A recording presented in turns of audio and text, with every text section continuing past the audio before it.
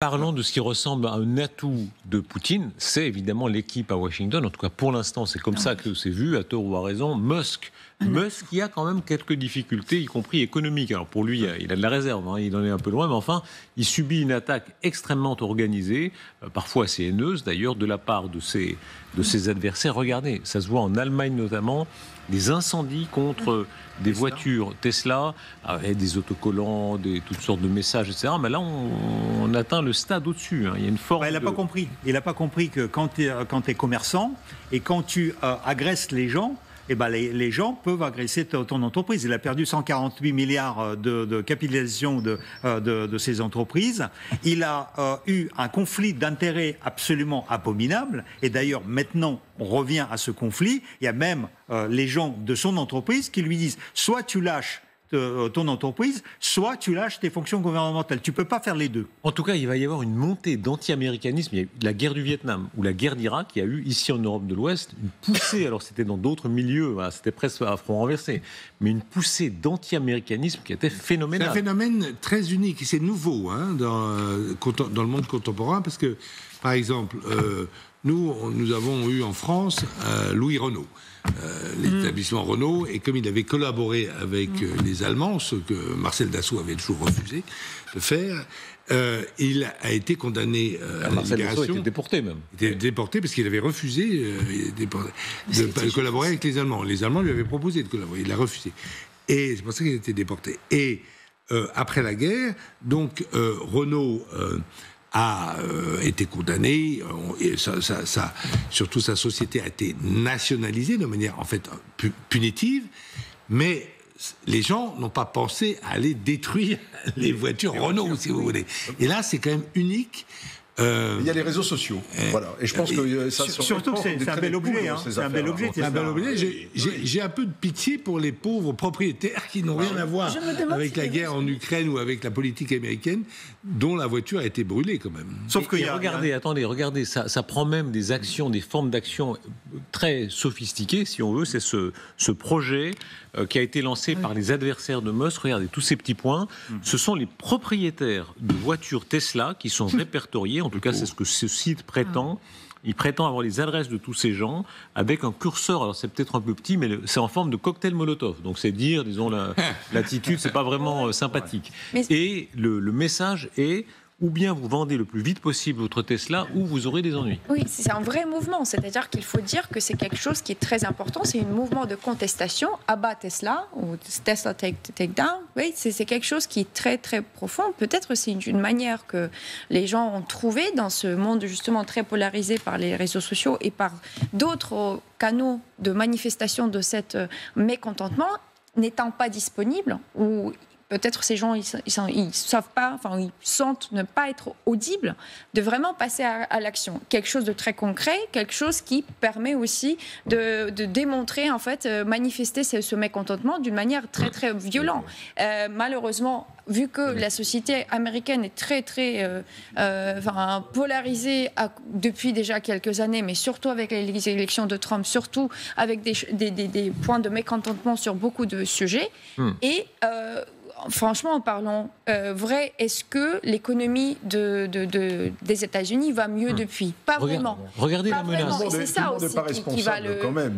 Je veux dire, quand on achète, je suis d'accord avec vous, quand on achète une Tesla, ça ne veut pas dire qu'on est pro-Trump. D'abord parce qu'on l'a peut-être acheté avant quand même le 20 janvier. C'était même souvent des bobos, c'était souvent une voiture bobo, quoi. Oui, non, mais bien sûr. Mais il y avait un côté vertueux aussi, c'était électrique, etc. Regardez, Renaud Girard, par exemple, je doute que Renaud Girard roule en Tesla. C'est pas tout à fait le genre Tesla. Non, je roule en vélo. Malheureusement, il est allemand. Mais alors, ne m'en voulez pas. Si un jour on en guerre avec l'Allemagne, n'allez pas me brûler mon vélo parce qu'il est allemand.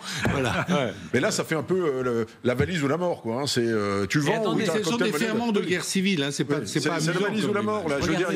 Regardez la nature de la menace. Elle est très précise. Hein, sur ce site, je veux que mes informations soient supprimées de ce site.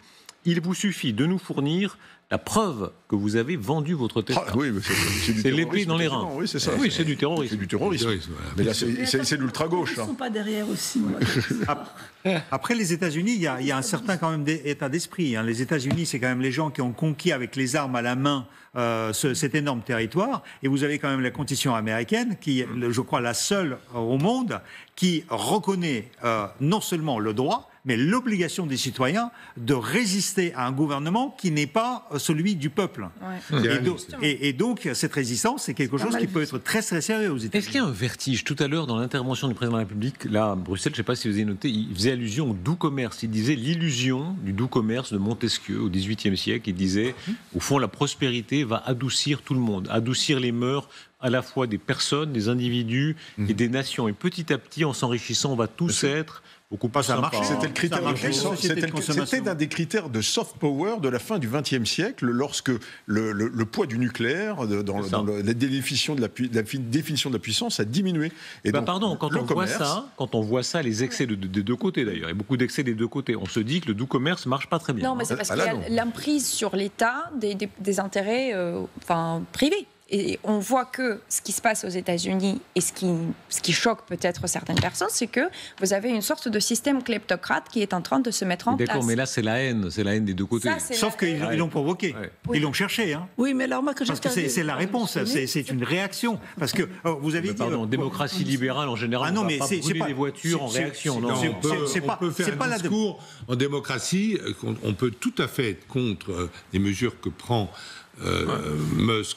De licenciement du personnel, des fonctionnaires et de revue de toutes les dépenses publiques, etc. On peut tout à fait être contre, mais dans ces cas-là, on va à la Chambre des représentants ou au Sénat, ou dans les médias américains qui sont libres, comme CNN, et on s'exprime. On ne va pas brûler des voitures. Vous avez oublié le 6 janvier 2021. Hein.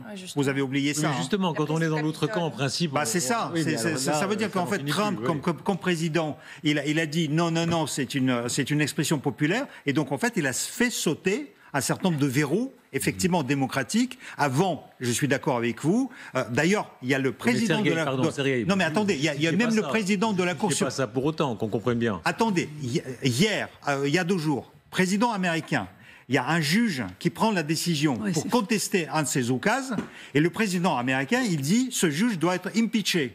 Et il y a le président de la Cour suprême des États-Unis qui était obligé de rappeler à Trump que dans la tradition démocratique et juridique des États-Unis, on ne impeach pas les juges, on fait appel de ces décisions. Et donc, en fait, c'est Trump avec Musk qui ont fait sauter les verrous. Bien sûr, mais pardon, c'est quand les États-Unis d'Amérique ont commis la guerre d'Irak basée sur un mensonge à l'échelle planétaire, ça justifiait pas pour autant les actes terroristes. C'était loin. Oui.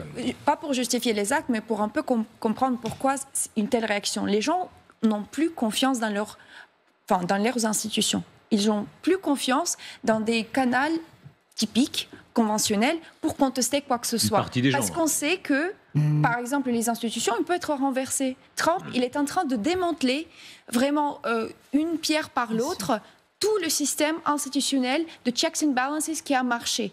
Il est en train de montrer que c'est possible de venir tout refaire. Il a supprimé complètement le ministère de l'Éducation. Est-ce que vous comprenez ça? C'est ça, en fait. Il n'y a pas de confiance. Les gens ils disent comment on va réagir. Bon, certains réagissent comme ça. Vous avez raison, mais le ministère de l'Éducation fédéral, ça n'empêche pas que les ministères d'éducation de chaque État continuent à fonctionner. Je rappelle qu'il n'y a pas de ministère de l'Éducation nationale en Allemagne. Ça appartient complètement au Länder. Il n'y a aucun ministère de l'Éducation nationale. Regardez l'image, le lien Musk et Trump qui reste apparemment très fort. C'est l'image qui a marqué le début de semaine. C'est comment on appelle ça, Trump qui s'occupe, on a d'ailleurs ri, on a dit il fait presque la nounou du fils de Musk, je sais pas, le papy. Il s'appelle Elix, je ne sais plus quoi, le fils de Trump. X machin, 12 AE. Qui peut retenir le nom du moi je l'ai pas mais je l'avais noté, mais alors là je sais plus. Elle a l'air mignon comme tout. Le général Richoux est plus fort. Non, mais je l'avais noté l'autre jour. Alors ça c'est mais franchement, le général Richoux a un carnet où il note tout et il a notamment même les ça s'appelle être maniaque général. Non, à la limite être organisé. Voilà, et organisé. Cette image elle a été tellement commenté parce que les uns ont été émus, les autres sont moqués en disant il fait la nounoute d'enfant de Musk, Richard, Renaud Girard. Oui, mais c'est aussi... écoutez, moi, je suis content de voir des enfants, je suis content de voir cet enfant à la Maison-Blanche, ça me choque pas. Mais il ne faut pas non plus exagérer sur les États-Unis. Les États-Unis continuent à fonctionner totalement normalement avec la démocratie américaine, les journaux américains, les chaînes de télévision américaines. Alors, il est poussette, le ministère de l'Éducation nationale. Ce terme d'éducation nationale m'a toujours gêné. D'ailleurs, je trouve que ça devrait s'appeler, vous voyez, je suis vraiment une vieille bédaine, l'instruction publique. Parce que l'éducation, non mais l'éducation, Darius... Vous êtes un vrai réactionnaire. L'éducation, je viens m'expliquer. L'éducation, ça doit être réservé aux parents. Ce sont les parents qui éduquent leurs enfants. Tandis qu'il y a autre chose, c'est l'instruction et l'instruction publique. Et je pense que l'instruction, heureusement, continue à être délivrée aux États-Unis d'Amérique. Ça plaira beaucoup à Hugo Frey.